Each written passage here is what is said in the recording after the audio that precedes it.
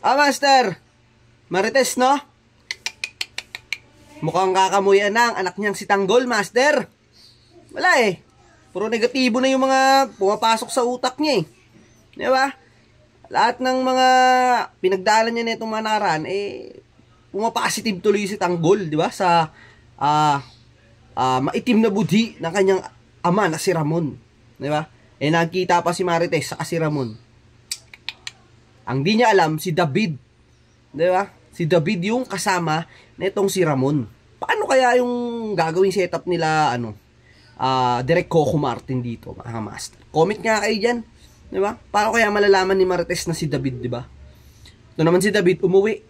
Kasi ang akala ni Ramon, alam ng nanay niya na siya yung nandito sa bahay na itong si Ramon, ng mga Montenegro, mga kamaster. Pero ang totoo, walang alam si Marites dahil ang alam niyang Tanggol, yung anak niyang si Tanggol, yung panganay niya. Eto naman si Tanggol, mga kamaster, hindi mo rin alam yung plano niya no? Pero nasa kanya naman talaga yung, Diamond, di ba?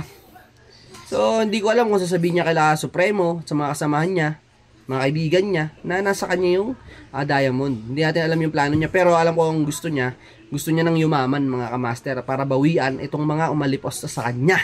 So, ayun, mga master, abangan natin kung magkano yung ipapasahod dito kila Tanggol, diba?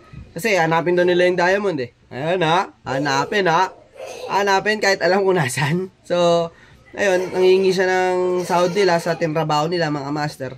So, ayun, abangan natin yung mga kaganapan mamaya, diba? Sila Tinding, ano kayong mangyari? Diba? Alis na, pinapalayas na ni Donya, diba? Si Lena, bad trip na si Rigor sa kanya dahil trimitide. Lost the love, no, kabit, no, tapos feeling, So, ayun, mga master, makulit na itong anak ko. Follow, subscribe, comment, like dyan sa ating comment section, mga master. Maraming salamat. Ito po si Oak TV, nagbibigay sa inyo ng reaction video sa bawat episode ng FPJ's Batang Quiapo. Awok!